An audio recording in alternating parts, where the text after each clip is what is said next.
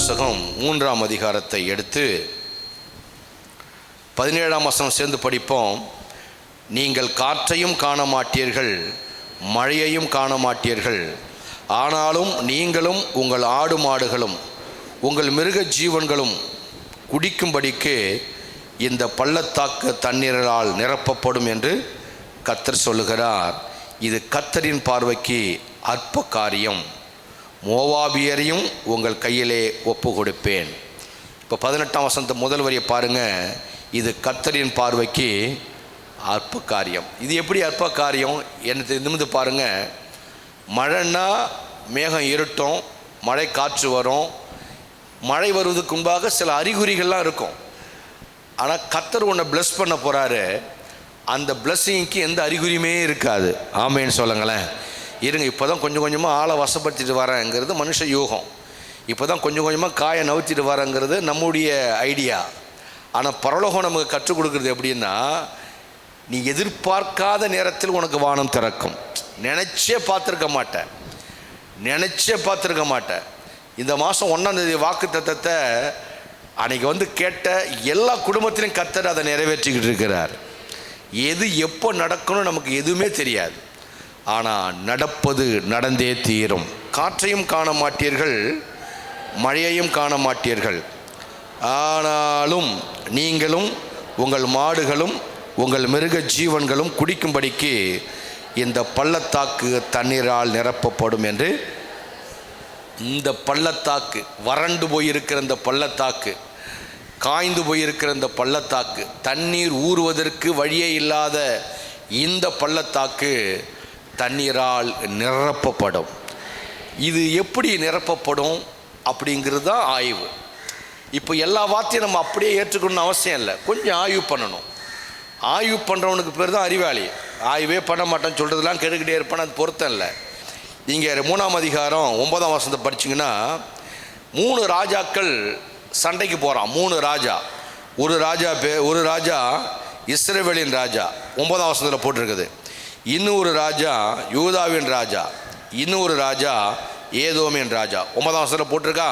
நான் உங்களுக்கு அவுட்லைனை காட்டுனதுக்கப்புறம் பைபிளை படித்து பாருங்கள், பைபிள் ஈஸியாக உங்களுக்கு புரியும். இந்த 3 ராஜாவும் சேர்ந்துக்கிட்டு சண்டைக்கு சண்டைக்கு அங்கே போகிறாங்க.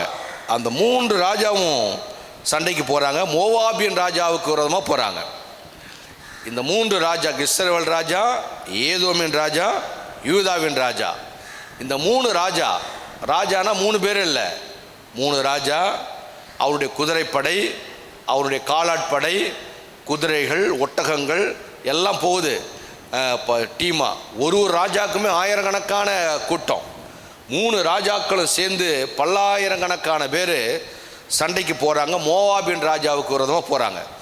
ஒரு ராஜாவை அட்டாக் பண்ண 3 ராஜாவும் அவன் சேனையும் போகுதுன்னா அவன் கொஞ்சம் பலமான ஆள் தான், கொஞ்சம் வெயிட்டான ஆள் போல். அதனால தான் 3 பேரும் ஒன்றா சேர்ந்து அவனை அட்டாக் பண்ண போகிறாங்க. போய் வனாந்தர வழியாக தான் நடந்து போகிறாங்க யுத்தத்துக்கு. போகிற வழியில் தண்ணி இல்லை, கொண்டு போன தண்ணியெல்லாம் ஆயிடுச்சு. அது எப்படி ஆனது? ராஜாக்கள்லாம் அறிவு இல்லையான்னா அப்படி இல்லை. ஒரு நாள் ட்ராவல் போயெல்லாம் யுத்தம் பண்ணது ஒரு நாள், திரும்பி வந்துடலாங்கிற ஐடியாவில் போகிறாங்க. ஆனால் போய் அந்த எதிராளியை சந்திக்கிறதுக்கே 7 நாள் ஆகிவிட்டதுன்னு பைபிளில் போட்டிருக்குது. 7 நாள் சுற்றி திரிந்தார்களாம்.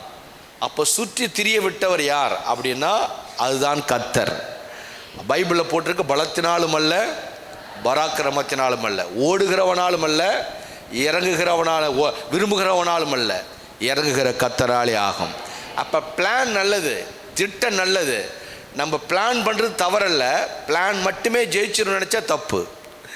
திட்டம் தப்பு இல்லை, திட்டம் மட்டுமே ஜெயிச்சிடணும்னு நினச்சா தப்பு. பிளானுக்குள்ளே திட்டத்துக்குள்ளே தேவன் இறங்கி வர வேண்டும்.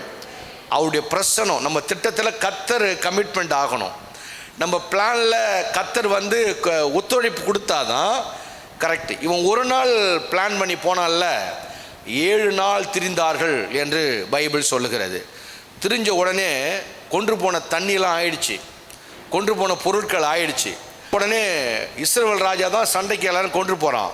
இஸ்ரவேல் ராஜா சொல்கிறாரு, ஐயோ இங்கே வந்து மாட்டிக்கிட்டமே உள்ள, இப்போ திரும்பியும் போக முடியாது, மோவாப் தேசத்துக்கு பக்கம் வந்துட்டோம், எதிரி வந்து அடித்தானா நமக்கு திருப்பி அடிக்க பலம் இல்லையே, தண்ணி இல்லையே. நம்ம ஒட்டகங்கள் இப்போ குதிரையில் உட்காந்து ராஜாக்கள் கீழே சண்டை போட மாட்டாங்க, குதிரையில் உட்காந்துக்கிட்டே அப்படி வீசுவாங்க. அந்த இப்போ நமக்கு 1வது 2வது 3வது பாடத்தில் இது எந்த பாடத்திலே அந்த ஒரு அம்மா அப்படி வச்சுருப்பாங்க, ஜான்சராணி அப்படின்ட்டு ஒரு அருவா வச்சுருப்பாங்க. அந்த காலத்தில் அப்படி தான் யுத்தம் பண்ணியிருக்கிறாங்க. அப்போ குதிரைக்கு தண்ணி வேணுமில்ல, தண்ணி இல்லைன்னா குதிரை விழுந்துடும், ராஜா மாட்டிக்குவான். அப்போ கத்துறாரு. ஒருவேளை எதிராளி கையில் மாட்டிக்கிட்டால் என்ன செய்கிறது, தண்ணி இல்லையேன்னு கத்தும் பொழுது தான் அப்போ பக்கத்தில் இருக்கிற யூதாவின் ராஜா சொல்கிறாரு, இங்கே யாராவது இருக்கிறாங்களா, தீர்க்கதரிசி இருக்கிறாங்களா, தேவனுடைய மனுஷன் இருக்கிறாங்களா, ஊழியக்காரங்க இருக்காங்களா, போய் ஒரு ஆலோசனை கேட்போன்னு சொல்லும் பொழுது அங்கே பக்கத்தில் எலிசா இருக்கிறார். எலிசா கிட்ட போகிறாங்க. போய் அவர் ஒரு ஆலோசனை கொடுக்குறாரு. என்கிட்ட நீங்கள் வந்துட்டீங்கள்ல, நான் உங்களுக்கு சொல்கிறேன், நீங்கள் போங்க, காற்றையும் காண மாட்டீர்கள், மழையையும் பார்க்க மாட்டீர்கள், இந்த பள்ளத்தாக்கு நிரம்பும் அப்படின்னு சொன்னார். எதை வச்சு அவர் சொன்னார்? இது அடுத்த தியானம். வாயில் வந்துலாம் சொல்ல முடியுமா? எல்லா இடத்துக்கும் போயிட முடியுமா? முடியாது. ஒருவன் பிளஸ்ஸிங் சொல்லுவதற்கு ஒரு முகாந்தரம் இருக்க வேண்டும். நீங்கள் ஆசீர்வதிக்கப்பட்ட எல்லா பாத்திரங்களையும் பைபிளில் பாருங்கள், அவங்களுக்கு பின்புலம் ஏதாச்சும் ஒன்று இருக்கும், அதை வச்சு தான் கர்த்தர் பிளஸ் பண்ணுவார். இப்போ நம்ம மக்கள் அதை விட்டுட்டு எப்படி தியானிக்க ஆரம்பிச்சிட்டாங்க அப்படின்னா, நீங்கள் சும்மா இருங்கள், கர்த்தர் உங்களுக்காக யுத்தம் பண்ணுவார், காற்றையும் காண மாட்டீர்கள், மழையையும் பார்க்க மாட்டீர்கள், பள்ளத்தாக்கு நிரம்பும்னு மொட்டை மொட்டையாக படிச்சிங்கன்னா நம்மளும் திருந்த மாட்டோம், இந்த வாக்குத்தத்தமும் நடக்காது. அங்கே தான் நம்ம எல்லோரும் மாட்டிக்கிறோம். நமக்கும் ஒன்றும் புரியாது, நமக்கு வாசலும் திறக்காது. எதை வைத்து அவர் இந்த வாக்குத்தத்தத்தை சொல்லி இந்த 3 ராஜாவையும் இந்த டீமையும் காப்பாற்றினார்னா, அந்த வார்த்தை நீங்கள் கவனிக்கணும். 14ஆம் வசனம் 2:14. அதுக்கு எலிசா, எல்லாம் சேர்ந்து படிங்க. 14, நான் யூதாவின் ராஜாவாகிய யோசபாத்தின் முகத்தை பாராதிருந்தால், எல்லாம் சொல்லுங்க, யூதாவின் ராஜாவாகிய யோசபாத்தின் முகத்தை பாராதிருந்தால் நோக்கவும் மாட்டேன், உம்மை பார்க்கவும் மாட்டேன் என்று சேனைகளுடைய கர்த்தருக்கு முன்பாக நிற்கிற 3 ராஜாவும் போகிறான் எலிசா கிட்ட. 3 பேரும் எலிசா பார்க்குறாரு. இஸ்ரவேல் ராஜா பார்த்த உடனே அவனுக்கு கோபம் வருது. இன்னும் ஒரு ராஜாவை பார்க்குறான். இவனுக்கு ஒன்றும் செய்ய வேண்டிய அவசியம் இல்லை. ஆனால் கூட வந்த ஆள் யார்? யூதாவின் ராஜா. யூதாவின் ராஜாவை முகத்தை பார்த்த உடனே இவன் முகத்திற்காக வேண்டிய ஆகிலும் ஒரு அற்புதங்களை செய்தாக வேண்டும் என்று அந்த தேவ மனுஷனுடைய உள்ளத்தில் ஒரு எண்ணம் வருகிறது. இப்போது எல்லா ராஜா தான் அவங்கவுங்க வேலையை பார்க்குறாங்க. இவங்க 3 பேருடைய கேரக்டரில் யாருடைய கேரக்டர் ஆசீர்வாதத்தை கொண்டு வந்தது? யூதாவின் ராஜாவுடைய கேரக்டர் தான் ஆசீர்வாதத்தை கொண்டு வந்தது. ஒன்று புரிஞ்சுக்கணும், கேரக்டருங்கிறது எப்போ விளங்கும் அப்படின்னா உடனே விளங்காது. ஒரு சொல்லுவாங்க, கெட்டிக்காரனுடைய புழு 8 நாளைக்கு மட்டும்தான் அப்படின்னு. 8 நாள் தான் விளங்கும், 9ஆம் நாள் அது வெளிப்பட்டுடும். கேரக்டருங்கிறது அது ஒரு தெய்வீகம். அது கேரக்டர் தான் ஸ்பிரிச்சுவாலிட்டிங்கிறதே. கேரக்டரை விட்டுட்டு நீ வேறு என்ன செஞ்சாலும் ஸ்பிரிச்சுவாலிட்டி இல்லை. கர்த்தர் எதை பார்க்குறாரு அப்படின்னா, அந்தந்த ராஜா அவங்க வேலையை பார்க்குறாங்க, ஆனால் கடவுளுடைய மனுஷன் அவனுடைய ஆக்டிவிட்டிஸையும் பார்க்குறான், அவனுடைய கேரக்டரையும் பார்க்குறான். இந்த கேரக்டர் எப்போ கை கொடுக்கும் நமக்கே தெரியாது. யூதாவின் ராஜா நம்ம கரெக்டாக நடந்துக்கிட்டா ஒரு நாள் யுத்தத்துக்கு போவோம், அப்போ போய் எலிசா கிட்ட போய் நின்னா நம்ம முகத்தை பார்த்து செய்வார்னா அந்த கேரக்டர் வந்துருச்சு. அப்படி வரல, இயல்பாகவே இருக்கிறாங்க. தற்செயலாக யுத்தத்துக்கு போகிறாங்க. அங்கே ஒரு பிரச்சனை வந்த உடனே அந்த பிரச்சனையிலேருந்து அந்த ராஜாக்களையும் அந்த குழுக்களையும் காப்பாற்றியது ஒரு மனுஷனுடைய கேரக்டர், அந்த குழுவையே காப்பாற்றியது. எத்தனை பேரோடு கர்த்தர் இன்னைக்கு காலையில் பேசுகிறார்? அப்போ பைபிளில் இயேசு சொல்கிறாரு, ஆண்டவர் சொல்கிறாரு, ஒரு பட்டணத்தில் ஒரு நீதிமான் இருந்தால் கூட அந்த பட்டணத்தை நான் அழிக்க மாட்டேன். ஒரு நீதிமான். அப்போ ஒருத்தன் கேரக்டர், யூதாவின் கேரக்டரை மட்டுமே வச்சு கூட போன 2 ராஜாக்களையும் அந்த படைகளையும் கர்த்தர் காப்பாற்றினார். இப்போ பைபிளில் இந்த 3 ராஜாக்களை சேர்ந்து ஜெபம் பண்ணாங்களா? உபவாசம் எடுத்தாங்களா? புலம்புனாங்களா? இல்லை மண்டிக்கிட்டாங்களா? மார்பிள் அடிச்சுக்கிட்டாங்களா? ஒன்றும் பண்ணலை. அவனுடைய கேரக்டர் வானத்தை திறந்து கொடுத்தது. இப்போது பைபிள் காட்டுற ரூட் இதுதான். நம்ம கேரக்டர் கர்த்தர் பார்த்துக்கிட்டே இருப்பார், நம்ம ஆக்டிவிட்டீஸை கர்த்தர் பார்த்துக்கிட்டே இருப்பார். ஆமென். சின்னமலையில் ஏஜி சபையில் ஒரு பெரிய சபையை, ஒரு ஆடிட்டோரியத்தை திறந்தாங்க. தென் ஆசியா கண்டத்திலேயே பெரிய ஆடிட்டோரியம் அது மட்டும்தான் என்கின்ற அடையாளத்தை அது பெற்று இருக்கிறது. மோகன் பாஸ் தேங்க்ஸ் சொல்லும்போது சொன்னார், அப்படியே நின்று கலங்குறார். அவர் வயசு என்ன, அவர் அனுபவம் என்ன, அவர் கையில் புரளுகிற கோடிகள் என்ன, தென் ஆசியா கண்டத்திலேயே ஒரு பெரிய காங்கிரிகேஷன் வச்சுருக்கிற ஒரே நபர் அவர் தாங்கிற அடையாளம். தேங்க்ஸ் சொல்ல முடியாமல் கலங்குகிறார். நின்று கர்த்தருக்கு மகிமை உண்டாவதாக முழங்கலை, உடைந்தார், கலங்கினார். ஏன் தெரியுமா? அதுதான் ஸ்பிரிச்சுவாலிட்டி, தெய்வீகம். தேவனால் கிருபையை பெற்ற மனுஷவனுக்கு சொல்லுவதற்கு வார்த்தை வராது, அறிவு உள்ளவனுக்கு வார்த்தை வரும். தேவன் உள்ளவனுக்கு உள்ளம் உடைந்து கண்ணீராய் வருகிறது. அப்போ ஒரு மனுஷனுடைய கேரக்டரை கர்த்தர் கையில் எடுத்து 3 படைகளையும் குதிரைகளையும் யுத்த வீரர்களையும் காப்பாற்றினார் கர்த்தர். இது நம்பர் 1. இது எப்போ விளங்கும் கேட்டால், விளங்க வேண்டிய நேரத்தில் நம்ம கேரக்டர் விளங்கும். சொல்லுங்கள் பார்க்கும், திரும்ப எல்லாம் சொல்லுங்கள். அப்போ கேரக்டரை இப்பயே நம்ம மைண்டன் பண்ணிட்டு வந்தால் தான் இக்கட்டு நேரத்தில் நம்ம கை கொடுப்பது நம்முடைய கேரக்டர். நீங்கள் யோபு புஸ்தகம் 8ஆம் அதிகாரத்தை 7ஆம் வசனத்தை படித்து பார்த்தீங்கன்னா, 21ஆம் வசனத்தை படித்து பார்த்தீங்கன்னா, 22ஆம் வசனத்தை படித்து பார்த்தீங்க, யோபுனுடைய கேரக்டரை குறித்து சில நல்ல வார்த்தைகளெல்லாம் பைபிளில் இருக்குது. யோபு 8ஆம் அதிகாரம் 7ஆம் வசனம், 20ஆம் 21ஆம் வசனம், உம்முடைய துவக்கம் அற்பமாயிருந்தாலும் முடிவு சம்பூரணமாக இருக்கும். ஆமேன்னு சொல்லுங்களேன். நல்ல கேரக்டர் உள்ளவனுக்கு துவக்கம் நல்லா இருக்காது. இவன் இவன் இவன் விவரம் இல்லாதவன், பிழைக்க தெரியாதவன், இவன் சும்மா அப்புறாணி, இவன் ஒன்றும் இல்லை அப்படிங்கிறாம துவக்கம் இருக்கும். ஆனால் முடிவு சம்பூரணமாக இருக்கும். ஆமேன்னு சொல்லுங்களேன். 21 படிங்க.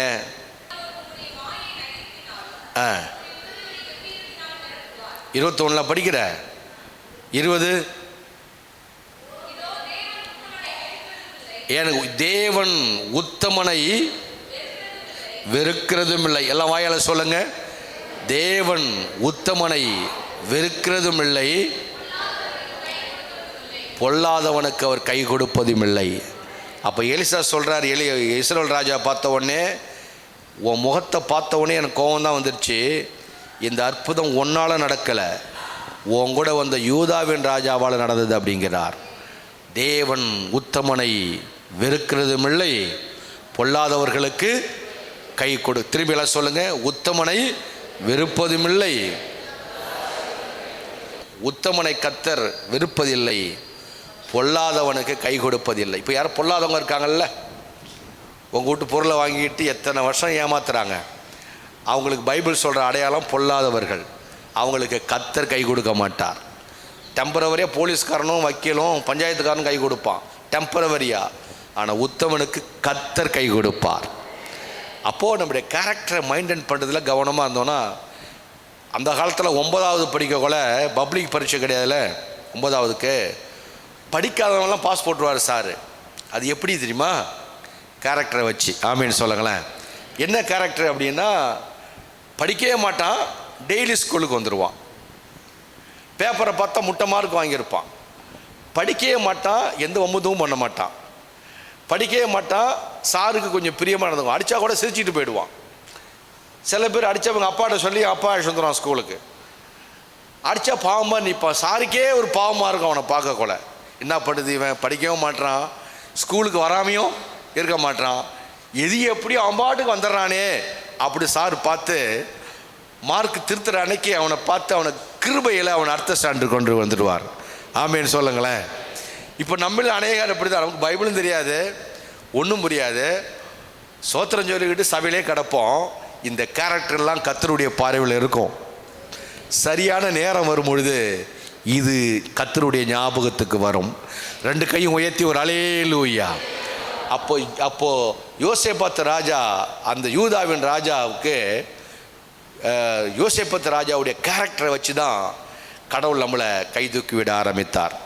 நான் பெந்தகோஸ்து சபைகளுக்கு சொல்கிறது என்னென்னா, வெளி அடையாளங்கள், பூ புட்டு, நகை நட்டு, வெள்ளஞ்சொல்ல, இதெல்லாம் நல்லது தான். இதெல்லாம் தாண்டி உள்ள நமக்கு ஒரு கேரக்டர் இருக்கும். ஸ்பிரிச்சுவல் கேரக்டர், தெய்வீக கேரக்டர். கர்த்தர் என் மெய்ப்பர், கர்த்தர் இருக்கிறார், கர்த்தர் என்னோடு இருக்கிறார். இந்த மனநிலை நமக்கு வந்துட்டாலே ஏற்ற வேளையில் எங்கேயாச்சும் நீங்கள் நிற்பீங்க, வனாந்தரத்தில் இந்த மாதிரி தனிச்சு நிற்பீங்க, எங்கேயாச்சும் இந்த மாதிரி யுத்தத்தில் மாட்டிக்குங்க, இந்த மாதிரி எதிராளி கையில் மாட்டிக்குங்க, இந்த மாதிரி. இப்போ யார் என்னை காப்பாற்றுவான்னு சொல்லும் பொழுது, பரலோகம் நம்மை நினச்சி பார்க்கும் பொழுது நம்முடைய கேரக்டரும் நம்முடைய ஆக்டிவிட்டீஸும் நமக்கு ஒரு பலனை கொண்டு வரும். கையை உயர்த்தி ஆமேன்னு சொல்லுங்களேன். அவர் தான் இந்த யூதாவின் ராஜா. அப்போ நீங்கள் இப்போவே நீங்கள் எதை கரெக்ட் பண்ணணும்? கேரக்டரை கரெக்ட் பண்ணணும். ஆமேன்னு சொல்லுங்களேன். இப்போவே கேரக்டர் நீங்கள் கரெக்ட் பண்ணணும். இது பண்ணிட்டு வந்தீங்கன்னா ஒரு குறிப்பிட்ட நேரங்களில் நமக்கு இவைகள் கை கொடுக்க ஆரம்பிக்கும். ரெண்டாவது ஒரு கேரக்டர், 4ஆம் அதிகாரம் 7ஆம் வசனம், எல்லாம் சேர்ந்து படிக்கலாம். அவள் போய் தேவனுடைய மனுஷனுக்கு அதை அறிவித்தால், அப்பொழுது அவன், நீ போய் அந்த எண்ணெயை விற்று உன் கடனை தீர்த்து மீந்ததை கொண்டு நீயும் உன் பிள்ளைகளும் ஜீவனம் பண்ணுங்கள். கடனை தீர்த்துங்க. கடன்பட்ட ஒரு குடும்பம், எல்லாம் சொல்லுங்க பார்க்கும். இப்போ முதல்ல ராஜாக்கள், 3 ராஜாக்கள் எக்கச்சக்கத்தில் சிக்கிட்டான், செத்துருவோமோன்னு பயந்தான். அங்கே ஒரு ராஜாவுடைய கேரக்டர் 3 படைகளை காப்பாற்றியது. எஸ், எத்தனை பேர் ஆமாங்கிறீங்க? எனக்கு உங்களுக்கு போதிக்கிறதுல என்ன தெரியுமா மகிழ்ச்சி? அறிவாளிகளோடு பேசிக்கொண்டு இருக்கிறேங்கிற மகிழ்ச்சி. நம்ம ஜனங்களுக்கு எள்ளுன்னா எண்ணம்பாங்க, கோடு போட்டால் ரோடு போடுவாங்க, லேசாக அப்படி சொன்னால் போதும் பிக்கப் பண்ணிக்குவாங்க. முதல்ல 3 ராஜாக்கள் சிக்கிக்கிட்டான் ஒருத்தனுடைய கேரக்டர். இப்போது நீங்கள் ட்ராவல் பண்ணால் கூட, பழகினா கூட, நல்லவங்க கூட பழகுங்களேன், அவன் செஞ்ச புண்ணியம் உங்களை காப்பாற்றிடும். எத்தனை பேர் ஆமாங்கிறீங்க? தாலி அறுத்தவன், லோல் பட்டவன், இந்த தில்லுமாரித்தனம் பண்ணுறவன், தகுடித்தனம் பண்ணுறவன் நீ ட்ராவல் பண்ணா நீ நல்லவனாக இருப்ப. அவன் பிரச்சனை உன்னை மாட்டி விட்டுரும். நல்லவனோட ட்ராவல் பண்ணால் அவனுடைய புண்ணியம் உன்னை காப்பாற்றி விடும். அப்போ பயணம் பண்ணும்போது கூட யாரை தான் பார்த்து பண்ணணும்? பயணம் பார்த்து நல்ல ஆளோட பண்ணால் அவன் மேலே இருக்கிற கிருபை, அவன் மேலே இருக்கிற அபிஷேகம் உன்னை காப்பாற்றிடும். அதை பேசிக்கிட்டே இருந்தால் ஒரு நாள் ஃபுல்லாக அதே பிரசங்கம் பண்ணலாம். 2வது நிமிஷத்து வழியை பாருங்கள். கடன்பட்ட ஒரு குடும்பம். யார் குடும்பம்னா ஊழியக்காரன் குடும்பம். ஒரு ஊழியக்காரர் இருக்கிறாரு, அவர் மரிச்சிட்டார். அவங்க மனைவி 2 ஆண் பிள்ளைகள் இருக்கிறாங்க. அந்த நேரம் எலிசா அந்த வழியாக வராரு. வந்து எலிசாவை பார்த்து முறையிடுறாங்க. என்ன முறையிடுறாங்கன்னா, 1ஆம் வசனம் போன தம்பி, 4:1 என்ன முறையிடுறாங்கன்னா, எலிசாவை பார்த்தவன, ஐயா எங்கள் வீட்டுக்காரு ஊழியக்காரர் உங்களுக்கு தெரியும், உங்களோட ஊழியம் செஞ்சவர் தான், அவர் மரிச்சிட்டாரு. மரித்தவர் சும்மா மறிக்கலை, என்ன மாதிரி ஊரெலாம் கடனை வாங்கி வச்சுட்டு மரிச்சிட்டாரு. இப்போ கடன் கொடுத்தோம் பூரா என் வீட்டுக்கு வந்து பணத்தை கொடுக்குறியா இல்லைன்னா உன் 2 பிள்ளைய கொடுக்குறியா அப்படின்னு தொல்லை பண்ணிட்டு இப்போ தான் போகிறான் அப்படிங்கிறாங்க அந்த அம்மா. அப்போ எலிசா அங்கே ஒரு அற்புதம் செஞ்சார். அந்த அற்புதம் தான் கொஞ்சம் எண்ணெயை நிறைய எண்ணெயாக மாற்றி, இதை விற்று நீயும் உன் பிள்ளைகளும் ஜீவனம் பண்ணுங்கள், கடனையும் அடையுங்கள். அற்புதம். இந்த அற்புதத்துக்கு என்ன காரணம்? எலியா ஜெபம் பண்ணாரா? இல்லை இந்த அம்மா ஜெபம் பண்ணுந்தா? இங்கே ஜெபமே இங்கே இல்லை, ஒன்லி கேரக்டர் தான், ஆக்டிவிட்டீஸ் தான். இப்போ எல்லாம் சேர்ந்து 1ஆம் வசனம் படிங்க. தீர்க்கதரிசி புத்திரரில் ஒருவனுக்கு மனைவியாக இருந்த ஒரு ஸ்திரீ எலிசாவை பார்த்து, உமது அடியானாகிய என் புருஷன் இறந்து போனான், உமது அடியான் கர்த்தருக்கு பயந்து நடந்தான் என்பதை அறிவீர். எல்லாம் சொல்லுங்க. கர்த்தருக்கு, செத்து போனவனுக்கு பொண்டாட்டி கொடுக்குற சாட்சி. இப்போ என்னை பற்றி என் பொண்டாட்டி என்ன சாட்சி கொடுப்பான்னு செத்ததான் தெரியும். ஊழியக்காரன் செத்த உடனே ஊழியக்காரன் முன்னாடி சொல்கிற சாட்சி, உமது அடியான் கர்த்தருக்கு பயந்து நடந்தவன் என்று நானும் அறிவேன், நீங்களும் அறிவீங்க அப்படிங்கிறா. செத்தவனுக்கு கொடுக்குற சாட்சி, பக்கத்தில் கையை பிடிச்சி முகத்தை பார்த்து, நம்மளாம் ஒரு நாளைக்கு சாவோமா? சாக மாட்டோமா மாப்பிள்ளை? சாவோம். செத்த உடனே வெளியேந்து வர ஆள் சொல்கிறது, மாயாத்தாள் வந்து பாஸ்டருக்கு சாட்சி கொடுக்குறது, அரியலூரால் பெரம்பலூரால் சாட்சி கொடுக்குறதுலாம் சாட்சி இல்லை. அவனுக்கு என்னை பற்றி என்ன தெரியும்? என் மனைவி சாட்சி கொடுக்கணும், என்னோடு இருக்கிற நீங்கள் கொடுக்கணும் சாட்சி. அதுதான் சாட்சி. செத்தவனை குறித்து சொல்லப்படுகிற சாட்சி வாத்தியம் படிங்க.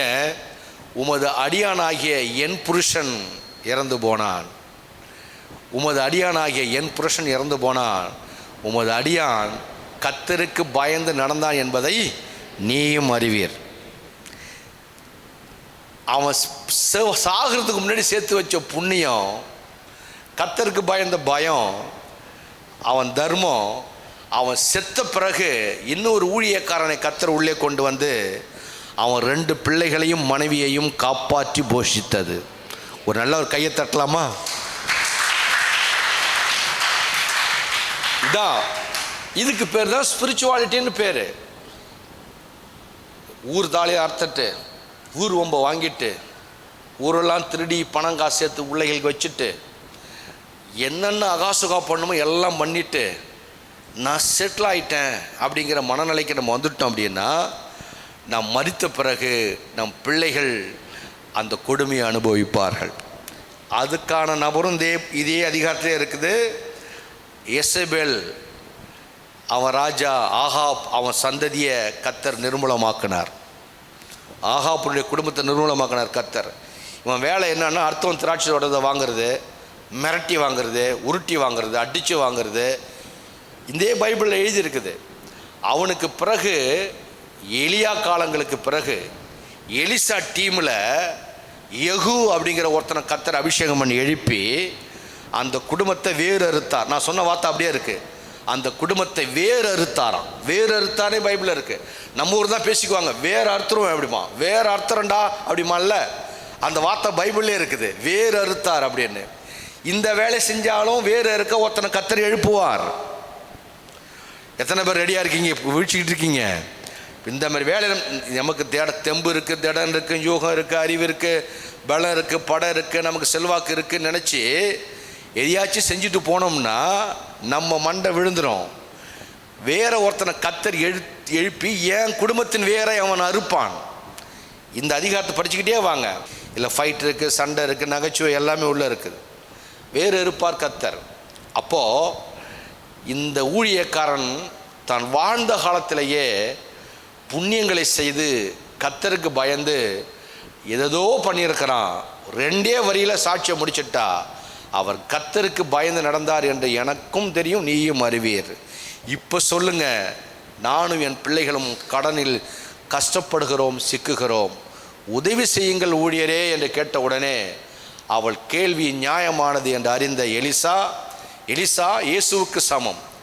உடனே மனம் இறங்கி கொஞ்சம் ஆசீர்வாத எண்ணெய் எடுத்து ஜெபித்து அவளுக்கு எண்ணெய் திரவியங்களை உண்டாக்கி விற்று பணமாக்கி, இதை கடனும் அடைத்துக்கொள், நீயும் பிழைத்துக்கொள் என்று அவன் செய்து வைத்து போன ஊழியம், தெய்வீகம், பக்தி, புண்ணியம் அவன் சந்ததியை காப்பாற்றியது. அப்போ காப்பாற்றுவதும் போஷிக்கப்படுவதும் கடன் அடைப்பதும் நாம் செய்கிற ஜெபத்தில் மட்டுமல்ல, நாம் செய்கிற ஊழியத்திலேயும் நம்முடைய கேரக்டர் அண்ட் ஆக்டிவிட்டீஸில் நம்முடைய சந்ததி பிழைக்கும். எத்தனை பேர் கையை உயர்த்தி ஒரு அலேலியா சொல்கிறீங்க? நம்ம இதுக்குள்ளே பேசுனா இது ஃபுல்லாக ஒரு நாள் ஃபுல்லாக பேசுவோம். 3வது கேரக்டர் கையில் எடுத்துக்கிறேன். 3வது கேரக்டர், 3வது ஒரு அற்புதம். 17ஆம் வசனம் 4ஆம் அதிகாரம். அந்த ஸ்திரீ எல்லாம் சேர்ந்து படிங்க. 17ஆம் வசனம். அந்த ஸ்திரீ கற்பம் தரித்து எலிசா தன்னோடு சொன்ன ஒரு உற்பத்தி காலகட்டத்தில் ஒரு குமாரனை பெற்றாள். யார் அந்த ஸ்திரீ? யார் அந்த ஸ்திரீ அப்படின்னா சூனேமித்தாள் என்று பைபிள் ஆரம்பிக்கும். சூனேமித்தாள் ஸ்திரீ. சூனேம் ஒரு பெண், சூனேமித்தாள் அந்த பெண்ணுடைய கேரக்டர். அந்த பெண் எப்படின்னா பணக்காரி, அந்த வட்டாரத்தில் ஒரு அடையாளமாக்கப்பட்ட ஒரு உயர்ந்த குடும்பம். ஷார்ட்டாக நீங்கள் பைபிளை படிங்க, வரி வரியாக படிங்க, நல்லா தெரியும். வயசு போயிடுச்சு, கற்ப செத்துடுச்சு. இந்த சாராள் அண்ணாள் மாதிரி இந்த அம்மாவுக்கு வயசாயிடுச்சு, கற்ப செத்துருச்சு. புருஷனுக்கும் வயசாயிட்டான், குழந்தை இல்லை. அப்படி என்றால் பொருள் என்ன? இவங்களுடைய வாழ்க்கை முடிவுக்கு வந்து விட்டது. எல்லாம் இருந்தது, தனக்கு பிறகு ஒரு சந்ததி இல்லை, முடிவுக்கு வந்து விட்டது. முடிஞ்ச கதை. எல்லாம் சொல்லுங்க பக்கம், வாயை திறந்து. முடிஞ்ச கதை.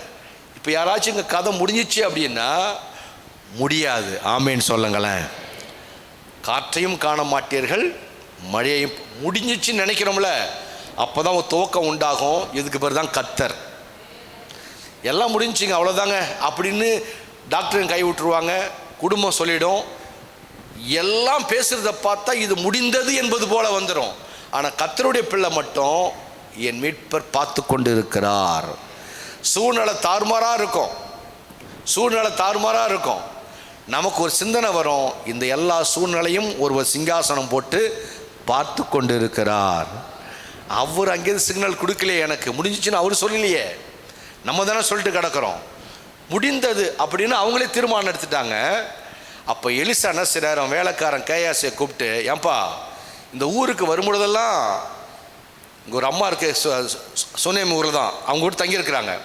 நமக்கு மேலே ஒரு வீட்டை கட்டி, நமக்கு ஒரு கட்டில் ஒன்று போட்டு, ஒரு மேஜை சேர் போட்டு, ஒரு குத்து விளக்குனா வெளிச்சம், பைபிள் படிக்க அப்போ லைட்டு கிடையாது, விளக்கு தானே, ஒரு குத்து விளக்கை வச்சு வரும்பொழுதுலாம் சாப்பாடு கொடுத்து இந்த அம்மா நம்மளை அழகாக பராமரிக்கிறாங்க.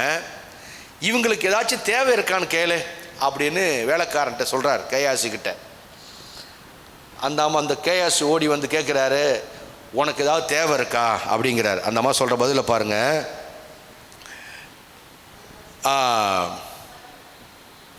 14ஆம் வசனம் 13 படிங்க. அவன் கேயாசியை பார்த்து, இதோ இப்படிப்பட்ட சகல கருணையோடு எங்களை விசாரித்து வருகிறாயே. எல்லாம் சொல்லுங்க, கருசனையோடு விசாரித்து வருகிறாயே. எல்லாம் சொல்லுங்களேன். இது ஒரு கேரக்டர். இது ஊழியக்காரன் வரும்போதெல்லாம் கருசனையோடு விசாரிக்கிற கேரக்டர். விசாரித்து வருகிறாயே, உனக்கு நான் என்ன செய்ய வேண்டும்? ராஜாவிடத்திலாவது சேனாதிபதிகளிடத்திலாவது உனக்காக நான் பேச வேண்டிய காரியம் உண்டோ என்று அவளை கேள் என்றான். அதற்கு அவள், என் ஜனத்தின் நடுவில் நான் சுகமாயிருக்கிறேன் என்றாள். இதுக்குள்ளே 2 விஷயம் வருது. ஒன்று, இவ்வளவு உபசரிக்கிற ஒரு கேரக்டர். அவ்வளோ உபசரித்து ஊழியக்காரனே ஆண்டவரே வந்து கேட்குறாரு, உனக்கு நான் ஏதாச்சும் செய்யட்டுமா அப்படின்னா அவள் சொல்கிறா, அவளுக்கு பெரிய ஒரு குறை இருக்கு. அவள் சொல்கிறா, நான் சுகமாய் கொண்டு இருக்கிறேன். எல்லாம் சொல்லுங்க, குறைவை கூட சொல்லலை. சொல்லுங்க பார்க்கும். ஒன்று, தனக்கு குறை இருந்தாலும் ஊழியத்தையும் ஊழியக்காரன் திருப்திப்படுத்துகிற கேரக்டர். தனக்கு குறை இருந்தாலும் ஊழியத்தையும் ஊழியக்காரனையும் திருப்திப்படுத்துகிற கேரக்டர். இன்னொன்று, உனக்கு ஒரு தேவை இருந்ததுன்னா சொல்லு, நான் செய்கிறேங்கிறான். இவ்வளோ பெரிய தேவை, குழந்தை இல்லாத சாதாரண தேவையா? அடுத்த சந்ததியே இல்லை. இவ்வளோ பெரிய வயசான குடும்பத்திற்கு எனக்கு ஒரு குழந்தை இல்லைன்னு சொல்லலை. அதை கூட எனக்கு ஒரு பிரச்சனை இல்லைங்கய்யா, நான் சுகமாக இருக்கிறேன். இந்த அம்மா சொல்கிறா, எனக்கு ஒரு குறையும் இல்லைங்கிற. அவ்வளோ குறையும் வச்சுக்கிட்டு, கேரக்டரை பார்த்தீங்களா? அவ்வளோ குறையும் வச்சுக்கிட்டு ஊழியத்தையும் ஊழியக்காரனையும் நேசிக்கிறார். இதை பார்த்து அவரே கூட்டு என்ன செஞ்சார் தெரியுமா? சரி, உன்னுடைய கேரக்டரை பார்க்குறேன், உன் ஆக்டிவிட்டீஸை பார்க்குறேன், நான் ஒரு ஜெபத்தை பண்ணிட்டு போகிறேன். அடுத்த முறை உன் வீட்டுக்கு வரப்ப நீ ஒரு குழந்தைய கையில் வச்சுருப்ப அப்படின்னு ஆசீர்வாதம் போட்டு போயிட்டாரு. அதை தான் இப்போ நான் படித்தோம். திரும்பி படிங்க 17. அந்த ஸ்திரீ கற்பம் தரித்து, எப்படி கற்பம் படி தரித்தா? இப்போ சொல்ல, கற்பம் படி தரித்தா? அன்னாளை போல போராடினாளா?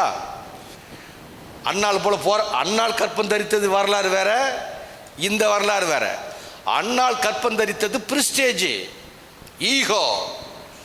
ஆண்டவரே ஆண்டவரே, எனக்கு ஒரு பிள்ளையை மட்டும் கொடுங்க ஆண்டவரே, என்ன அவர் பேசிட்டா ஆண்டவரே, அவளுக்காக வேண்டி ஒரு பிள்ளையை கொடுங்க ஆண்டவரே. அந்த வரலாறு வேற. இந்த வரலாறு, பிள்ளை தேவை இருந்தும் கேட்கல, தேவை இருந்தும் இவளுடைய கேரக்டரையும் ஆக்டிவிட்டிஸையும் பார்த்து அவளுக்கு கிடைச்ச ஒரு ஆசீர்வாதமான வார்த்தை, நீ கற்பந்தரிப்பாய். ஆமேன்னு சொல்லலாங்க. இப்போ மலடு நம்ம குடும்பத்தில் இருக்குது, பிள்ளைங்க மலடாக இருக்கிறாங்க. மலடுன்னா கற்பப்பை மட்டுமல்ல, பொருளாதார மலடு, சரியாக படித்தா அறிவு ஏற மாட்டேங்குது, அறிவு இல்லாத ஒரு மலடு, சரீர வளர்ச்சி இல்லாத ஒரு மலடு, மகிழ்ச்சி இல்லாத, இருதயம் வறண்டு போயிருக்கிற ஒரு மலடு, எதெல்லாம் பூ பூத்து காய் காய்த்து கனி கொடுக்கலையோ எல்லா டிபார்ட்மெண்ட்டுக்கும் பேர் என்னதான்? மலடு. 2 கை உயர்த்தி எத்தனை பேர் ஆமான்னு சொல்கிறீங்க? எல்லாம் மலடு தான். சம்பாதிக்கிறோம், பொத்த பையில் போடுறேன், அது மலடு.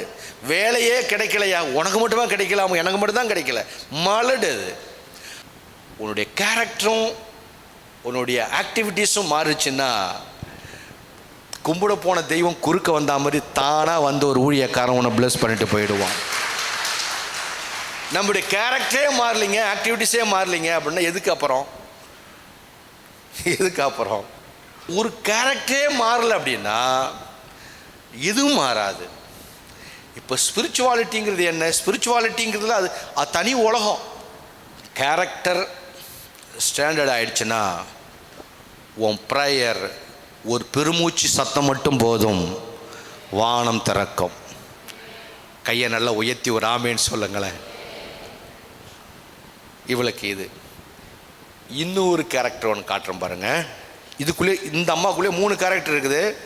பாக்கி நீங்கள் படித்து தியானம் பண்ணிக்கங்க, கர்த்தர் உங்களோட பேசுவார். அடுத்து இன்னும் ஒரு கேரக்டர்.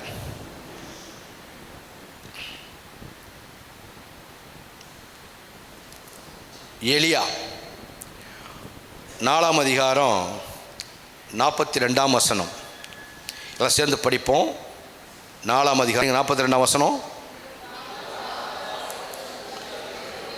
ஒரு மனுஷன் தேவனுடைய மனுஷனுக்கு முதற்பலனான வார்கோதுமையின் 20 அப்பங்களையும் தாள் கதிர்களையும் கொண்டு வந்தான். அப்பொழுது அவன் ஜனங்களுக்கு சாப்பிடக் கொடு என்றான். அதற்கு அவனுடைய பணிவிடைக்காரன், இதை நான் 100 பேருக்கு முன் வைப்பது எப்படி என்றான். அதற்கு அவன், அதை ஜனங்களுக்கு சாப்பிடக் கொடு, சாப்பிட்ட பிற்பாடு இன்னும் மீதி உண்டாகும் என்று கர்த்தர் சொல்லுகிறார் என்றான். அப்பொழுது அவர்களுக்கு முன்பாக அதை வைத்தான். கர்த்தருடைய வார்த்தையின்படியே அவர்கள் சாப்பிட்டதுமின்றி மீதி எடுத்தார். என்ன நடந்ததுன்னா பெரிய பஞ்சம் அந்த ஊரில், கொடிய பஞ்சம். பஞ்சத்துக்கு அடையாளம் என்னன்னா, ராஜா வரைக்கும் கூழ் தான் குடிக்கிறான். அந்த மாதிரி பஞ்சம், கூழ் குடிக்கிற பஞ்சம். முன்னாடி ஒரு 45 வருஷத்துக்கு முன்னாடி நம்ம ஊரில் பஞ்சம் வந்துச்சு. யாருக்கா ஞாபகம் இருக்கா? மழை கொஞ்ச நாளாக பெய்யலை, விதை விடாமல் கஷ்டப்பட்டாங்க. எத்தனை பேருக்கு ஞாபகம் இருக்குது? அங்கங்கே பூஜை பண்ணாங்க, ஜபம் நடந்தது. நாகப்பட்டினம் சாரத செல்வராஜா மழைக்காக மூளைக்கு மூளை உபவாசம் கொண்டு நடத்தினார். அப்போ அவர் தான் தளபதி இந்த ஏரியாவுக்கு. இப்போ நிறைய பேர் எழுப்பிட்டாங்க. அப்போது பஞ்சம் வந்துருச்சு, கூழ் குடித்தாங்க. நானும் சின்ன பிள்ளையாக இருக்க கூட எனக்கு ஞாபகம் வருது இதை தியானிக்க கூட.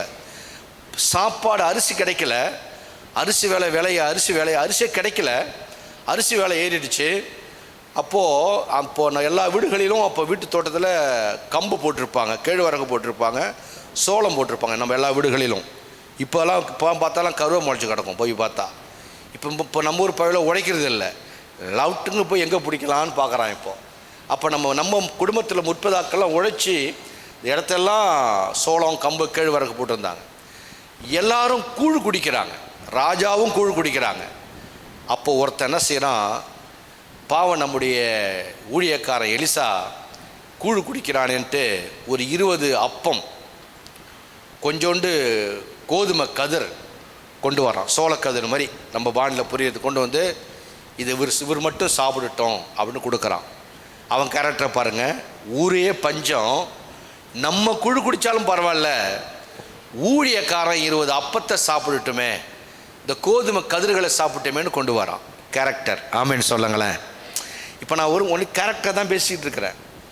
இந்த ஜபத்தெல்லாம் மூட்டை கட்டிட்டு, ஜபம் மூட்டை கட்ட வேண்டாம், அதையும் வச்சுக்கிங்க, இதையும் கொஞ்சம் இதுக்கு அதிக முக்கியத்துவம் கொடுங்க. இப்போ கர்த்தர் இதையும் பார்க்குறான்னு சொல்ல வரோம், கொண்டு வரான். இவரை சுற்றி எப்போதும் ஒரு கூட்டம் இருக்கிறாங்க. எலிசாவை சுற்றி ஒரு கூட்டம் இருக்குது. எலிசா சொல்கிறாரு, இதை நான் சாப்பிட்றது இருக்கட்டும், அவங்களுக்கும் கொடுங்க. இந்த கேரக்டரை பாருங்கள். ஊழியம் செய்கிறவன், தளபதியாக இருக்கிறவன், தலைவனாக இருக்கிறவன், ஸ்பிரிச்சுவலில் இருக்கிறவன் ஒண்டியாக சாப்பிட ஆசைப்படக்கூடாது. நீ ஒண்டியாக சாப்பிட்ட, நான் அடிக்கடி சொல்லுவேன், நீ ஒண்டியாக சாப்பிட்டா உனக்கு வயிறு தான் நிரம்பும், அதை 4 பேருக்கு கொடுத்தா மனசு நிரம்பும். ஆமேன்னு சொல்லுங்களேன். 4 பேர் கொடுத்தா மனசு நிரம்பும். உடனே எலிசா சொல்கிறாரு அந்த அப்பத்தை வாங்கிட்டு, இப்போ படிங்க புரியும் உங்களுக்கு. 43 அதற்கு அவனுடைய பணிவிடக்காரன், இதை 100 பேருக்கு முன்பாக வைப்பது எப்படி என்றான். 100 பேர் கொடுக்க முடியாது தலைவா, வந்திருக்குது 20 அப்பந்தான், நீங்கள் சாப்பிடுங்க, இது உங்களுடைய பங்குங்கிறாரு. அதற்கு அவன்னா எலிசா, ஆண்டவர் சொல்கிறாரு, எலிசாவை நீங்கள் இயேசுநாதராக பார்க்கணும், சொல்கிறாரு, அதை ஜனங்களுக்கு சாப்பிட கொடு. ஆமேன்னு சொல்லுங்களேன். ஜனங்களுக்கு சாப்பிட கொடு. திரும்ப சொல்லுங்க. எலிசா செத்ததுக்கு அப்புறம் அவன் செத்து போன கல்லறை மேலே ஒரு பிரேதம் விழுந்துருச்சு.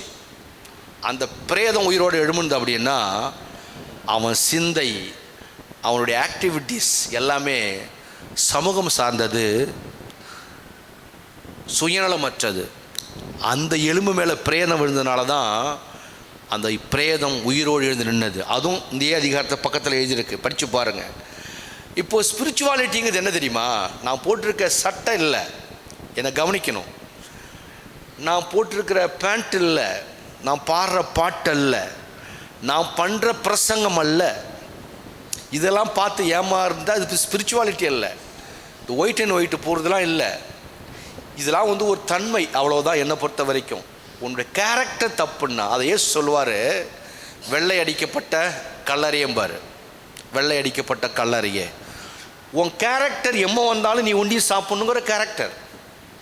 ஊரே பஞ்சண்டா, ஊரே கஷ்டப்படுது, உனக்கு கொஞ்சம் வந்துருச்சு, அப்பயும் கூட இருக்க சொல்கிறான், ஐயா வந்ததே 20 அப்பந்தான், இதை நீங்கள் சாப்பிடுங்க, இந்த 100 பேருக்கு கொடுக்க முடியாது சொல்கிறாரு. நீ ஜனங்களுக்கு குடுறா அப்படிங்கிற வார்த்தையை பாருங்க. அதற்கு அவனுடைய பணி அடுத்த வசனம் கொடுப்பா கொடுன்னா, அப்பொழுது அவர்களுக்கு முன்பாக அதை வைத்தார்கள். கர்த்தருடைய வார்த்தையின்படியே அவர்கள் சாப்பிட்டதுமின்றி மீதியும் இருந்தது. அப்போ மீதி திருப்தியாகி மீதி வந்ததுக்கு எது காரணம்? அற்புதம் நடக்கும். நீங்கள் ஆஹா ஓகனா அற்புதம் ஆண்டவர்னு ஏமாற்றக்கூடாது. இது சரியான ஸ்பிரிச்சுவாலிட்டி இல்லை. எல்லாம் கர்த்தருக்கு தெரியும், இந்த ஏமாற்றக்கூடாது. இந்த அற்புதம் நடந்ததுக்கு காரணம் என்ன? ஒரே ஆள் சாப்பிட்ருந்தாலும் அது தப்பு இல்லை. ஆனால் அவன் சொல்கிறான், நான் சொல்கிறேன் எல்லாருக்கும் கொடு, எல்லாருக்கும் கொடுறா, எல்லாரும் திருப்தி ஆகட்டும். ஏசாமி சொன்னார், முந்தி என் பிள்ளைகள் திருப்தி அடையட்டும்னாரு. ஆமேன்னு சொல்லுங்களேன்.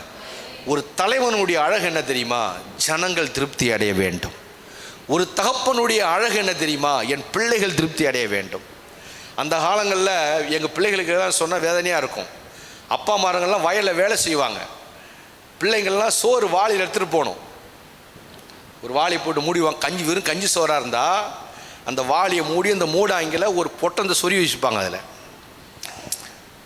நாங்கள் சட்டைக்கு ஸ்கூலுக்கு போய் தொங்குன்னு வழப்பில் விழுந்து ஏஞ்சி கூட, அப்போ அவர் அங்கேயாவது இருப்பார். நட்டு வயலில் வாண்டை விட்டு வரீங்க, நாற்றடிப்பாருங்க, தூக்குவார். எல்லா பணம் ஒரே மாதிரி இருப்பான். ஏன்னா எல்லோரும் டவுசர் தான் போட்டிருப்பாங்க, எல்லாரு மேலேயும் சேர் இருக்கும், எல்லாரு மேலேயும் நாற்றுக்கட்டு இருக்கும், எல்லோரும். இது யார்? நம்ம அப்பா இந்த எப்பாவோன்னு கூப்பிட்டா யாரும் அந்த குரலை கேட்டு நான் இருக்கேன்னு சொன்னால் தான் தெரியும். அந்த குரல் வந்தால் தான் நம்ம அப்பா அங்கே இருக்கான்னு தெரியும். இதில் ஒரு கொடுமை என்னென்னா, அவர் எங்கே வேலைக்கு போகிறான்னு சொல்லிட்டு போயிட மாட்டார். இப்போ நாங்கள் 4 வாயம் அலையணும். இது எத்தனை பேருக்கு ஞாபகம் இருக்குது? எங்கள் அப்பாலாம் நாட்டு விவசாயி. நாங்கள் போய் கூவுனா அவர் எப்போவும் பாரு. சில வேளை அந்த சாப்பாட்டை சாப்பிட்டுட்டு கொன்று போன நமக்கு கொஞ்சம் வைப்பாங்க, பார்த்துருக்கீங்களா? இது எத்தனை பேருக்கு ஞாபகம் இருக்குது? ஆமேன். கொஞ்சம் அவங்களுக்கு அது 10மோ 10ஆதோ புள்ள கொண்டு வந்துட்டான்ல அப்படின்னு அதை சொல்லி காட்டுவாங்க. நான் தண்ணியை குடிச்சிட்டு அடி தண்ணியை கொடுத்து வளர்த்தவன் நம்ப. அதுதான் பெரிய வேதனையாக இருக்கும். ரைட்ஸ், ஒத்துக்கிறோம். கொஞ்சம் அந்த அவனே நாத்தடிச்சுக்கிட்டு நரம்படிச்சுக்கிட்டு அண்டை விட்டு கைக்கெல்லாம் குழகுன்னு இருக்கும். ஏற்கனவே அம்மா கை குழகுழந்தான் தான் இருக்குங்க வாக்கின சோறு. இந்த குழகுழத்தை அது பழைய சோறாவே, அது சோறு குழகுன்னு இருக்கும். அந்த குழகுழத்த கையில் அவங்க சாப்பிட்டுட்டு நம்மளுக்கு சாப்பிட சொல்லுவாங்க பாரு, அதை உட்காந்து நம்ம சாப்பிடுவோம் பாருங்க. நம்ம சாப்பிட்றதுல தகப்பன்மார்களுக்கு ஒரு திருப்தி. ஒரு தகப்பன் என்றால் முந்தி பிள்ளை திருப்தி அடைய வேண்டும். எத்தனை கணவன்மார்கள் சாப்பிடக்கூட நீ சாப்பிட்டியான்னு கேட்குற ஆட்கள் காணான்னு தெரில. நேற்று வந்தால் தானே வீட்டுக்கு போயிட்டு. இதான் ஒரு எலிசாவுடைய கேரக்டர். எலிசாவுக்கு ஏன் இவ்வளோ பெரிய மேன்மை வந்துச்சுன்னா, பஞ்சகாலத்தில் தன் பிள்ளைகளை, ஆமேன்னு சொல்லுங்க, பஞ்சகாலத்தில் தன்னோடு இருக்கிறவனை பார்த்து நீ சாப்பிட்டியா, இவ்வளோ பேர் கூழ் குடிக்கிறான் என்ட்டு அந்த அதிகாரத்தில் தான் கூழ் காய்ச்சிறானுவேன். என்ன தம்பி, அந்த அதிகாரத்தை தான் கூழ் காய்ச்சி குடிக்கிறான். அந்த கூழும் கசந்து போச்சு, அதுக்கு வைத்தியம் பண்ணுறான். நீ சாப்பிட்டியா, எல்லாருக்கும் கொடுறானோடனே அவர்கள் சாப்பிட்டு திருப்தி அடைந்து மீதியும் இருந்தது. அப்படின்னா எலிசா மட்டும் சாப்பிட்ருந்தா ஒரு ஆளோடு முடிஞ்சிருக்கும். அதை கடவுளுடைய இருதயத்தோடு எல்லாருக்கும் கொடுத்தான் பார்த்தியா, அங்கே தான் திருப்தியும் ஏற்பட்டது, மீதியும் ஏற்பட்டது. ரெண்டு கையும் உயர்த்தி ஒரு அலேலியா சொல்லுங்களேன். இதுதாங்க ஸ்பிரிச்சுவாலிட்டி. நீ தசமபாகமே கொடுக்க மாட்டேற கர்த்தருக்கு, நீ எப்படி ஸ்பிரிச்சுவாலிட்டி? வீட்டுக்கு வர ஊழியனை நீ கவனிக்கிறது இல்லை, உங்களும் இல்லை, ரெக்கார்டில் ஓடுது, எங்கே யூடியூப்பில் யாராவது பார்ப்பாங்க. அதை நீங்கள் தான் நல்லா கவனிக்கிறீங்களே. நேற்றுக்கு ரூஃப் போட போனோம், நல்ல ஒரு பெரிய காணிக்கை கொடுத்தாங்க கையில். பணத்துக்காக இல்லை, அது ஒரு கணம், அது ஒரு ஹானர். பணம் அல்ல, பணம் அல்ல. என் தகுதிக்கு கடவுளுடைய கிருபையில் நல்லா பணத்தை பார்த்துட்டேன். பணம் அல்ல, நீ போடுற காணிக்கையெல்லாம் பணம் அல்ல. உன் இருதயம் அங்கே வருகிறது, உன் குணம் அங்கே வெளிப்படுகிறது. ஒரு பிறந்த நாளுக்கு ஜெபம் பண்ண வரோம், பைபிள் ஃபுல்லாக படித்து, இப்போ திருமண நாளுக்கு ஜெபம் பண்ண வரோம், ஒரு பைக்குக்கு, ஒரு ஆட்டோவுக்கு, ஒரு காருக்கு, ஒரு டிராக்டருக்கு ஜெபம் பண்ண வரோம். ஊழியக்காரனுக்கு அங்கேயே ஒரு பலியை எடுத்து வைப்பாங்க. ஏன் தெரியுமா? அது பணம் அல்ல, அங்கே உன் இருதயம் விளங்கும். எத்தனை பேர் கையை உயர்த்தி ஆமாங்கிறீங்க? அப்போ இந்த கேரக்டர், இன்னொரு கேரக்டர் கையில் எடுத்துக்கொள்ள, இதுக்குள்ளே போனால் டைம் ஆகிடும், பைபிளை முடிக்க முடியாது. இன்னும் ஒரு பெரிய கேரக்டர் இருக்கிறது. நாகமானின் குஷ்டரோகம் நீங்கியது. 27 14 வசனம். அப்பொழுது அவன் இறங்கி தேவனுடைய மனுஷன் வார்த்தையின்படியே, எல்லாம் சேர்ந்து படிங்க, அப்போ எல்லாம் சேர்ந்து 14 சேர்ந்து படிங்க. அப்பொழுது இறங்கி தேவனுடைய மனுஷன் வார்த்தையின்படியே யோர்தானில் 7 தரம் ஒழுகின போது அவன் மாம்சம் ஒரு சிறு பிள்ளையின் மாம்சத்தை போல மாறி அவன் சுத்தமானான். இப்போது இதை உங்களுக்கு ஷார்ட்டாக சொல்லிடுறேன், டைம் போனதுனால. சீரிய தேசத்தினுடைய இராணுவ தளபதி, சீரிய தேசம் இராணுவ தளபதி, அவன் பேர் நாகமான். சீரிய தேசத்துக்கும் இஸ்ரேல் நாட்டுக்கும் ஆகாது, சண்டை நடந்துக்கிட்டு இருக்கு, ஃபைட் நடக்குது. இங்கே சண்டை போட்டு இங்கே உள்ள ஜனங்களாம் சிறை பிடிச்சி கொண்டு அங்கே வச்சுக்கிட்டான் சிறையிருப்பில். ஒரு சின்ன பொண்ணு அந்த அவள் வீட்டில் வேலை செய்கிறான், நமக்கெல்லாம் தெரிஞ்ச ஒரு சம்பவம். அது பெரிய ஒரு தளபதிக்கு குஷ்டரோகம் வந்துருச்சு. ஆனாலும் தளபதியாக தான் வேலை பார்க்குறான். இப்போ இஸ்ரேல் பெண்ணு ஒருத்தி சொல்கிறா, இவருக்கு குஷ்டரோகம் இருக்குது, எங்கள் ஊரில் ராஜா கிட்ட போனால் எங்கள் மண்ணில் ஒரு ஜெபம் பண்ணுவாங்க, இவருக்கு சுகமாகும்னு சொல்கிறா போன இடத்துல.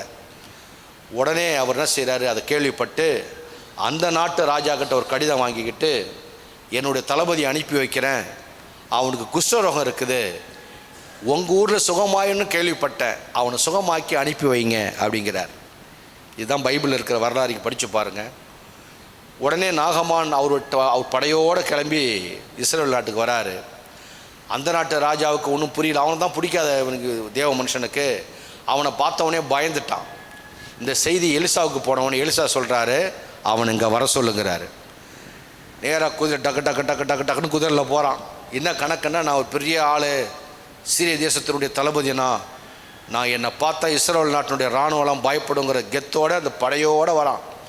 வந்து குதிரையை வாசலில் நிப்பாட்டின உடனே எலிசாவுக்கு தீர்க்கதரிசியில் வருகிறவன் யாருன்னு தெரியும். நின்றுக்கிட்டு சொல்கிறார் அவனை பார்த்து, நீ போ, உன் குஷ்டரோகம் சுகமாகணும், அவ்வளோதானே, யோர்தான் நதிக்கு போ, அந்த நதிக்கு சென்டருக்கு போயிட்டு 7 வாட்டி இப்படி முழுகணும். அந்த காலத்தை போல் ஓரி போடுவோம்ல, அதுமாரி முழுகி முழுகி எழுந்திரிக்கணும். 7 முறை முழுகி முழுகி எழுந்துச்சுன்னா உன் குஷ்டரோகம் சுகமாயிடும் அப்படின்னு சொல்லிட்டான். சொன்ன உடனே அவருக்கு கோபம் வந்துருச்சு. யாருக்கு? அந்த சீரிய நாட்டினுடைய இராணுவ தளபதி நாகமானுக்கு கோபம் வந்துருச்சு. நான் எம்மம்பெரிய ஆள், எம்மம்பெரிய தளபதி, உன்னை பார்க்க வந்திருக்கிறேன், உன்னை தேடி வந்திருக்கிறேன், வீட்டை விட்டு வெளியே வந்து கூட என் முகத்தை பார்க்கல. உள்ளே உட்காந்துக்கிட்டு உன் வேலைக்காரனை அனுப்பி கேயாசை அனுப்பி நீ போய் யோர்தானில் போய் 7 வாட்டி மூழ்கி ஏஞ்சி போடா, நீ சுகமாயிடும் நீ சொல்கிற, எப்படி சொன்ன நீ அப்படின்னு கோவப்பட்டு. அப்போ எங்கள் ஊரில் நதி இல்லையா அப்படின்னு அவன் நதி பேர்லாம் சொல்கிறாரு. நான் போய் அங்கே மூழ்கிக்கிறேன்ட்டு அந்த கோபத்தோட திரும்பி போயிட்டான்.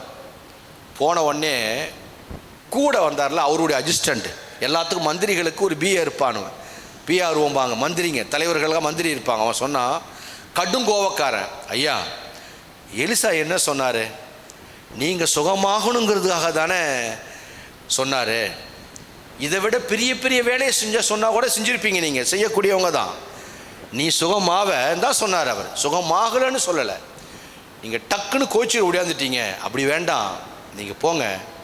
அவர் சொன்ன மாதிரியே அந்த யோர்தானில் 7 முறை மூழ்கி எழுந்துருங்க. அவர் சொன்னதில் தப்பு என்ன இருக்குது? நமக்கு தேவை சுகம்தான், நமக்கு தேவை சுகம்தான். சொல்கிறது யார்? அந்த இராணுவத்தின் வீரனுக்கு ஒரு அசிஸ்டன்ட் கூட இருக்கிறவன், தலைவனே கோவப்பட்டாலும் தலைவனே தவறான முடிவெடுத்தாலும் கூட இருக்கிறவன் எப்படி அவனை புரிய வைக்கிறான் பாரு. இதை சாலமோன் எழுதுவார், கோபம் கொண்ட சகோதரனை அடக்குவது சாதாரண விஷயம் அல்ல, ஒரு பெரிய ஒரு பட்டணத்தை அடக்கிறதுக்கு சமம். ஞானமுள்ளவன் பலமுள்ளவன், ஞானமுள்ளவன் பலவானுடைய பட்டணத்தை எட்டி பிடிப்பான் பாரு ஞானி. அப்போது இவங்கிட்ட கோபம் இருக்குது, பலம் இருக்குது, கூட இருக்கிறவங்ககிட்ட விஷயம் இருக்குது, புரிதல் இருக்குது, ஞானம் இருக்குது, நிதானம் இருக்குது. அவ்வளோ பெரிய கோபக்காரனை அடக்கி அழகாக பேசி ஒரு முறை போய் நம்ம அவர் சொன்ன வார்த்தையின்படி அதில் மூழ்கி எழுந்திரிச்சிட்டா சுகம் கிடைச்சா நமக்கு தானே லாபம், நீங்கள் ஏன் அவர் மேலே கோபப்பட்டு போகிறீங்க, கொஞ்சம் அவர் சொன்னதுக்கு கீழ்ப்படிஞ்சு போயிட்டா சமாதானம் ஏற்பட்டுரும்ல அப்படின்னு பக்குவமாக பேசுன உடனே அவன் உணர்த்தப்படுகிறான். ஆமேன்னு சொல்லுங்களேன், உணர்த்தப்படுகிறான். பைபிள் என்ன காட்டுது தெரியுமா? ஒருத்தன் கேரக்டர் கடுங்கோவி, ஒருத்தன் கேரக்டர் அந்த கோபத்தையே வசப்படுத்தக்கூடிய, கண்ட்ரோல் பண்ணக்கூடிய, அந்த முரடனையே சம்மதிக்க வைக்கக்கூடிய பவர் கூட இருந்தவனுக்கு இருந்துச்சு. இதை நான் சொல்லுவேன், நம்ம கெட்டு போகிறதுக்கு காரணமே, நம்ம கோவப்படுறதுக்கு காரணமே நம்ம கூட இருக்கிற அவ்வளோதான். எத்தனை பேர் ஆமான்னு ஒத்துக்கிறீங்க? இவன் உடனே வந்து என்ன செஞ்சான் தெரியுமா? அந்த வார்த்தைக்கு கீழ்ப்படிஞ்சு 7 முறை மூழ்கி எழுந்திருச்சான். பைபிளில் போட்டிருக்கு, இப்போ படிங்க அந்த வார்த்தையை. அந்த கீழ்ப்படிஞ்ச உடனே 14ஆம் வசனம், அப்பொழுது அவன் இறங்கி, அதான் தேவனுடைய மனுஷனுடைய வார்த்தையின்படியே, எல்லாம் சொல்லுங்க, இது ஜெபமா, உபவாசமா, மன்றாட்டா, கேரக்டர். ஆமேன்னு சொல்லுங்களேன். வார்த்தைக்கு கீழ்ப்படிஞ்சு யோர்தானில் 7 தரம் ஒழுகின போது அவன் மாம்சம் சிறு பிள்ளையின் மாம்சத்தை போல மாறி அவன் சுத்தமானான். கையை உயர்த்தி ஆமேன்னு சொல்லுங்களேன். இப்போ குஷ்டரோகத்துக்கு மருந்தே இல்லை, ஆனால் குஷ்டரோகம் சுகமானது. எவ்வளோ பெரிய அற்புதம் பாருங்க. இப்போ இவ்வளோ சாட்சி சொன்ன, கடன்பட்ட குடும்பம், பிள்ளை இல்லாத குடும்பம், இவ்வளோ சாட்சி சொல்லிட்டு வரமே, இதெல்லாம் எப்படி மாறுதுன்னு நினைக்கிறீங்க நீங்கள்? கேரக்டரா இல்லையா? அவன் கீழ்ப்படிந்து, ஊழியக்காரன் வார்த்தைக்கு கீழ்ப்படிந்ததினால் அவன் மேனி சிறு பிள்ளையின் மாம்சத்தை போல, அப்புறம் டோட்டல் பாடியே மாறிடுச்சிங்க. ஆமேன்னு சொல்லுங்களேன். டோட்டல் பாடியே மாறிடுச்சு, ஆள் அழகாக மாறிட்டான். இதுக்கு என்ன காரணம்? 40 நாள் உபாஜம் நடந்தது, பங்கெடு, சுகமாயிடலாம் சொல்லலை. நான் சொல்லுவேன், உன் கேரக்டர் மாறாத வரை 100 நாள் ஜெபம் போட்டாலும் இது உனக்கு எந்த பலனும் இல்லை, எந்த பலனும் அவனுக்கு இல்லை. கடும் கோபக்காரன் இவன், சீருவான், பாம்பு போல கடிப்பான், பொல்லாதவன் இவன். இவன் கேரக்டர் மாற வேண்டும். இவன் கேரக்டரை மாற்றினது கூட இருக்கிறவங்க தான். நீங்கள் ஏதாச்சும் ஒரு இடத்துல நீங்கள் அசிஸ்டண்ட்டாக இருந்தீங்கன்னா, யாருக்காச்சும் நீங்கள் ஃப்ரெண்டாக இருந்தீங்கன்னா தூண்டி விடாதீங்க, உங்கள் நிம்மதி போயிடும். தட்டி விடாதீங்க. நான் நேசிக்கிறேன்னு அட்வைஸ் பண்ணுறங்கிற பேரில் கிண்டி விடாதீங்க. எக்கச்சக்கத்தில் பேசாதீங்க. கோபக்காரன் தெரியும். நாகமான் கோபக்காரன் தான். கோபக்காரன் தெரிந்தும் எப்படி பேசுகிறான்? கோபப்படுத்தி பேசுகிறானா, அவனை சம்மதிக்க வச்சு பேசுகிறானா? பேசும்பொழுது ஒருவன் உணர வேண்டும், அதுதான் ஞானம். பேசும்பொழுது ஒருவனுக்கு புரிய வேண்டும், அதுதான் ஞானம். பேசும்பொழுது இப்போ நம்ம ஊரில் தீ பிடிச்சி எரிஞ்சவன் மேலே தண்ணி தூக்கி ஊற்றினா என்ன செய்யும்? தீயை அமைக்கிறேன்னு இன்னும் அது எஃபெக்ட் அதிகமாகிடும். ஐயோ நான் தண்ணி தான் தூக்கி ஊற்றுறேன் தீ அமையணும்னு. அப்படி அதான் அந்த யுக்தி தெரியல, அந்த மெத்தடு தெரியல. அதனுடைய விளைவு எங்கெல்லாம் போகுது? ஏன் இவன் உழுந்து ஓடனான் தெரியுமா? அந்த மாமிசம், அந்த முரட்டுத்தனம், அந்த அந்த அந்த அந்த ப்ரிஸ்டேஜ். நான் யார், நான் எப்படிப்பட்ட ஆள்? இந்த ப்ரிஸ்டேஜ் இருக்கிற இடத்துல ஸ்பிரிச்சுவாலிட்டி வேலை செய்யாது. கர்வம், சைக்கோத்தன்மை. நான் போய் எலிசா கிட்டியா அவன் சொல்லி கீழ்ப்படியணுமா? எனக்கு தெரியாதா? அப்படி இருந்தால் காலம் பூரா குறை உள்ளவனாகவே வாழ்ந்திருப்பான். ஒருத்தன் கைட் பண்ணதுனால இப்படி அவன் மாறினான். ஆமேன்னு சொல்லுங்களேன். அந்த காலத்தில் நடந்து போவாங்க. ஒரு குடும்பம் நடந்து போய்கிட்டு இருக்குது. ஒரு மலை பாம்பு ஒன்று கல்லில் மாட்டிக்கிட்டு துடிக்குது. அந்த பாம்பு அவங்க லாங்குவேஜில் கூப்பிடுது. பாம்பு மேய்ஞ்சிக்கிட்டு இருக்கு, மேலேருந்து மலை இடிஞ்சு கல் வந்து அப்படியே விழுந்துருச்சு மேலே, துடிக்குது. அங்கே இருக்கிற பெண் என்ன செய்கிறா, போய் அவளை அந்த பாம்பை காப்பாற்றலாம் அப்படின்னு அந்த கல் அடி பிரட்டினா பாம்பு வெளியே வந்துடுச்சு, தப்பிச்சிருச்சு. உடனே அந்த பாம்பு படம் எடுத்து சீருது, அடிக்குது அவளை. அவள் கேட்குறாங்க, உனக்கு நன்மை தானே நான் செஞ்சேன், நான் உனக்கு தீங்கு செய்யலையே, என்ன ஏன் கடிக்க வர அப்படின்னோடனே அதுக்கு சொல்லு, எங்கள் தன்மையே அப்படி தான், எங்கள் படைப்பே அப்படி தான். எங்களை ஒருத்த காப்பாற்றினாலும் காப்பாற்றாபடி எங்களுடைய கோபம் மாற, என்னுடைய காயம் மாற, என் வீரியம் மாறணும்னா காப்பாற்றினவன் காப்பாற்றப்படாதவங்களாம் எங்களுக்கு தெரியாது. யாரையாச்சும் உழுந்து கட்டிக்கணும், அடிக்கணும். அப்போ தான் நாங்கள் ஆசுவாசப்படுவோம் அப்படின்னு பாம்பு சொல்லு. ஐயோ சாமி, உன்னை காப்பாற்றுறதுக்கு தண்டனையா அப்படின்னா, நீ இல்லை, என்னை யார் காப்பாற்றினாலும் நான் அப்படி தான் அடிப்பேன். நீ பண்ணுறது ரொம்ப அநியாயமாச்ச அப்படிங்குது. அது நீ பண்ணுறது நியாயமானு கேட்போம் வா, அப்படின்னா நீ கடிச்சிரு, என்னை அடிச்சிரு, என்ன வேறு மனுஷன், ஒரு மனுஷனை கடிச்சாகணும். அது அப்போ தான் அதனுடைய கோபம் தீருமா. இது பாம்பின் தன்மை. இது கொஞ்சம் தூரம் நடந்து போய்கிட்டே இருக்கிறாங்க. ஒரு யானை எழுத்தாப்புல வருது. யானை கிட்ட நியாயம் சொல்கிறா. யானையே, இந்த பாருங்க, இந்த பாம்பை நான் காப்பாற்றினேன், இது என்னை கடிப்பேன்னு விரட்டிக்கிட்டே வருது, இது நியாயமாக கேளுங்க அப்படின்னு கேட்ட உடனே யானை சொன்னதான், நீ சொல்கிறது எனக்கு புரியல, இது அப்படி செஞ்சு காட்டு அப்படின்ச்சான். செஞ்சு காட்டுன்னு எங்க நீ அதை கடிக்க போறியான்னு? ஆமாம் கடிக்க போகிறேன். இப்போ இது 2 பேரும் செஞ்சு காட்டுங்கன்ன உடனே இந்த பாம்பு சுற்றிட்டு கிடக்குது. ஒரு பெரிய கல்லை தூக்கி அந்த அம்மா மேலே வச்சுட்டா. இப்படி தான் இருந்துச்சு, நான் இப்படி தான் காப்பாற்றுறேன், அதை அப்படியே விட்டுடு, இப்படி போ. நன்றி கட்டவனுக்கு நன்மையும் பெற தெரியாது, நன்றி கட்டவனுக்கு தன்னை மாற்றிக்கொள்ளவும் தெரியாது. இவன் நன்றி கட்ட ஜாதியவன், காப்பாற்றினவனே கடிப்பான். நீ ட்ராவல் பண்ணுச்சான் யானை. மறுபடியும் பாம்பா ஓன்னுச்சு, அது வராது, இன்னுமே மாட்டிக்கிட்டு கிடக்குது. இப்போது பாம்பு மறுபடியும் மாட்டுறதுக்கு என்ன தெரியுமா காரணம்? அதோடைய கேரக்டர். இப்போ கேரக்டர் நீங்கள் கரெக்டாக இருக்கணும். நான் உங்களுக்கு எங்கள் பிள்ளைகளுக்கெல்லாம் சொல்லுவேன், உங்களெல்லாம் வளர்த்து யார் தெரியுமான்னு.